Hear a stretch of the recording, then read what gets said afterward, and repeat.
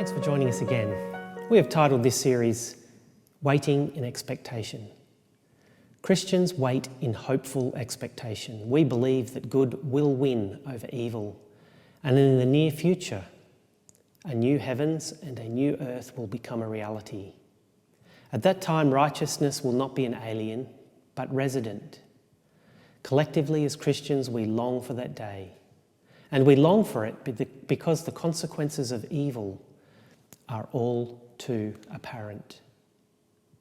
There are a few of us left who don't know someone within a few degrees of separation that have been victim to the coronavirus 2019.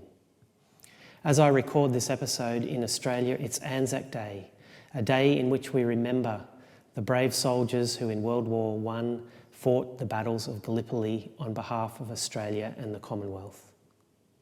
It is a day where we pause to reflect on their sacrifice, the troops who bravely fought to defend the ideals of the British Empire. Historians will give varying accounts of the strategic merit of the battles fought in Anzac Bay and the battles of Gallipoli, but few would doubt the bravery and willingness of those troops from Australia and New Zealand that fought for their country and Commonwealth. War is one of those times where the juxtaposition of personal and national ideals often are in conflict. There are unresolved tensions between what is good for the nation and what is good for the individual. Generals want to win wars, but privates want to win battles. And sometimes battles need to be lost in order for the war to be won. In our current fight against the coronavirus, as people feel their personal safety is less and less at risk, there is pushback in Australia against the requirements for isolation and separation. People are pushing back against national strategy and wanting to resume life as normal. The public health specialists amongst us continue to use as their frame of reference the health of populations, whereas the majority of Australians are interested in the goodwill of the individual. There is sometimes a conflict between national and personal interest. Habakkuk was a prophet who was speaking to a nation on the eve of national crisis. God had, through the prophet Jeremiah, indicated to the nation that because of their apostasy and fall from the ideals he held before them, that they would enter into a long period of national repentance and captivity. Habakkuk, prophesying during the same time, was also longing to see evidence of repentance and reformation amongst his people to stave off the impending Babylonian armies whose thunderous hoofprints could be heard and the clouds of dust from their armies seen on distant horizons. But as Habakkuk looked at what was going on in his immediate context, as he looked at what was happening in the people around him, instead of seeing repentance and reformation, he only saw apostasy and further decline. Habakkuk was offended at the idea that the Babylonians might prosper at the expense of his beloved nation of Judah. It didn't seem right to Habakkuk that God should sit idly by while the Babylonians continued to expand their empire and the nation of Judah saw its empire taken away. And Habakkuk is perhaps one of my favourite books in the Old Testament because it wrestles with the problems of immediacy and proximity in contrast with the interest of God. Habakkuk begins his protest with a cry. He describes to God the reality from his own perspective. God, I cry and you don't respond to my personal plea. God, I see iniquity and you sit idly by. God, from where I sit, the law appears paralysed, justice never goes forth, and the wicked are unchallenged as they torment the righteous. Habakkuk, like the rest of us, cannot help but wonder why what is so obvious to him is not noticed by God. You know, true empathy is probably rarer than we think. We can relate to the stories and perspectives of others if they are extensions of our own. But to understand the nature of reality through the eyes of difference is perhaps difficult or even impossible. And whether we like it or not, one of the core problems of the nature of evil is that it is egocentric. We assume that God views reality through our eyes. As privates in the military, we want the general to feel our pain and know our danger. And on occasions, we can take issue with the strategic call that appears to favour the chances of others at the expense of ourselves. We are by default rarely able to see further than our own shadow. And Habakkuk wants to know how God will respond to his cry for justice. How will God deal with sin and the problem of evil? This is the question asked by Habakkuk on the behalf of all humanity. And the brilliance of the book of Habakkuk is that if we read it carefully and study it thoroughly, the book of Habakkuk provides an answer. God's response to Habakkuk's cry for justice is to do something so amazing that it would not be believed even if it were told. Even if Habakkuk knew all of the minor and specific details of God's plan of activity, God says to Habakkuk, "You won't believe what I'm about to do." And the promise to do it in a time frame that means that Habakkuk will see evidence of God's activity is immediately appealing. And I want you to imagine for a moment that you're in Habakkuk's place.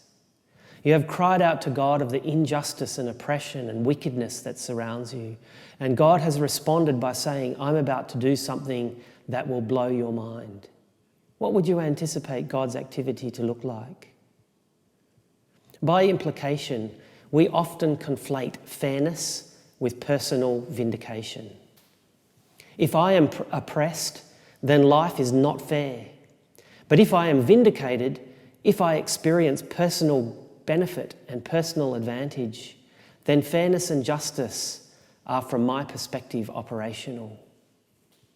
And so now that Habakkuk has complained that God is not fair and God has promised to respond, one can anticipate that Habakkuk immediately sees personal triumph and the vindication of the nation of Judah. But the amazing twist in the book of Habakkuk is that when God promises Habakkuk something so amazing that he would not believe it even if it were told, what God plans on doing is giving the Babylonian armies advantage at the expense of Judah's immediate prosperity. We know from the book of Jeremiah that God's plan was that Judah for 70 years would enter a time of captivity, a time in which they could, in essence, sit in a corner and have a think about their own history and future. The desire of God was to give them a future with hope, for them to come to their senses and to experience revival and reformation as a nation.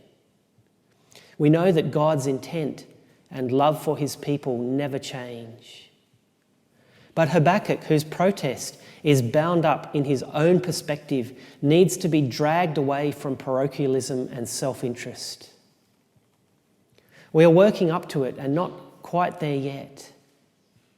But we understand the Bible when we understand that God is love. And love is the antonym for self-interest.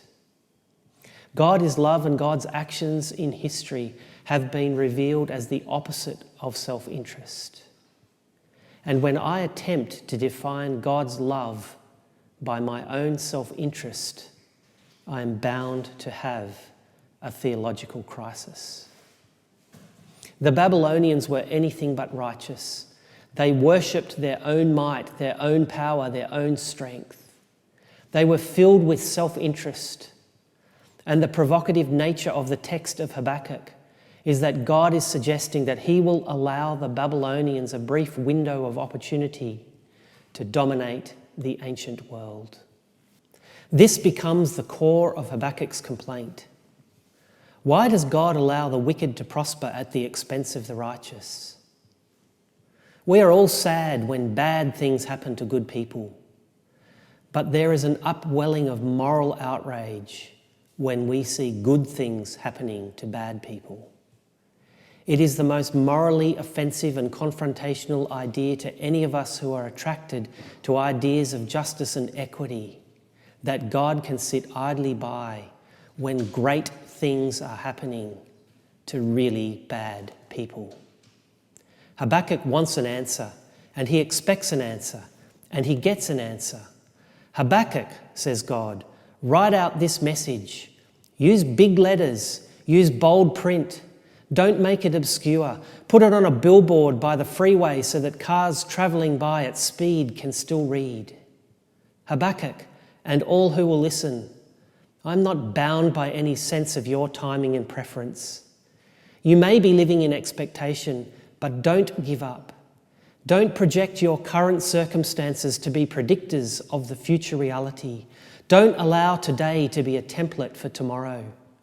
Although there is no tangible evidence on your immediate horizon, Habakkuk, I am going to win. I will not lie. Though the story is unfolding at an inconvenient pace in your story, I am on track and my triumph is assured. Those who are currently in the ascendancy in the political realm, these Babylonians whose God is their own might, these who are stealing unlawfully and unjustly from innocent nations, they are not the ultimate beneficiaries of my favour. Those who are aligned with me will live by faith. And this little text, hidden away in a book which perhaps many of us hardly ever read, this little text becomes the seed of an idea that drives the theology of the New Testament and has transformed life as we know it over the past 2,000 years. Faith in the context of the book of Habakkuk is both the personal belief of the faithful as well as the reliable faithfulness of a God who will never break his promise. God, according to the prophet Habakkuk, is still in his holy temple. He is still in a position of authority and power. We can raise our protest. We can complain about our own individual context and our own challenges. But God's answer is to remind us that the story might take an extra chapter, that it might get worse before it gets better, that the wrong people might look like they're winning and the right people might look like they're losing. But at the end of the story, God ultimately will win. And those who will win with him will have refused to have sold out to what may have for a moment looked like it was the winning team. Romans, Galatians and Hebrews all quote from Habakkuk 2 verse 4. The theology of the New Testament is grounded in this idea that whatever twists and turns history may take, God remains faithful and those with faith remain. But before we leave Habakkuk, it is worth noting how the New Testament uses the verse Habakkuk 2:4. Hebrews 10 precedes the famous faith chapter, Hebrews chapter 11. And before we read about all of the heroes of faith, the closing verses of Hebrews 10 quote from Habakkuk 2 verse 4 and ground us in the context of what faith looks like. Faith looks over a present horizon to a distant horizon with a new reality. Faith is the confidence to hold on to what God has promised will be and not what is apparent. For many, the immediate and proximate context drives their views of reality. They have too much influence on how we establish our worldview and how our actions and decisions are controlled. In Habakkuk's day, the Babylonians were in the ascendancy and the future of Judah looked somewhat fragile and tenuous. But God says in big letters, though the vision tarry, wait for it, it will surely come. I will not lie, I will be true to my character, and I will give you a future and an expectation filled with hope. Contrasting the Babylonian spirit with that of the righteous, there is a contrast placed between those who put their confidence entirely in their own resources, their own might and their own power, with those, the righteous, who rather choose to depend on a promise-keeping God. In the book of Hebrews, the writer of Hebrews quotes from the Septuagint version, of Habakkuk. Pride and timidity are in reality varying shades of misplaced confidence. Whether we are overconfident in our own power and might, or whether we shrink from confidence in a promise-keeping God, both are just really different colours of the same idea, that confidence taken away from God and placed elsewhere is the root of all evil. Both overconfidence in my might and timidity in the promise of God are versions and variations that result in a breakdown of a relationship with God. Though the promised outcome may not be clearly seen in our immediate time, place, and context, God has demonstrated throughout history that when the time is right, He can step into our story and our story can change. And I love the ending of the book of Habakkuk. Though the fig tree should not blossom, though there is no fruit on the vines, though the produce of the olive fail and the fields yield no fruit, though the flock is cut off from the fold and there is no herd in the stalls, yet I will rejoice in the Lord and take joy in the God of my salvation. In this time of crisis, it is sometimes easy to allow what is close and present to dominate our reality. But God invites us to live lives of faith, to consider that He is still on track and still in control. And whatever your immediate context, however much chaos and crisis surround you and dominate your immediate horizon, my invitation to you is to lift up your eyes to read the big print. God is coming, and those who have confidence in His promise will not be ashamed. Habakkuk demonstrated the capacity to accept a clearer reality. Habakkuk, from the beginning of the book, changes from a complainer to a confident, trusting believer in the promises of God. And this capacity to be transformed by the truths that we learn about God, this capacity to change, will form the basis of our next episode. I would invite you to join me then.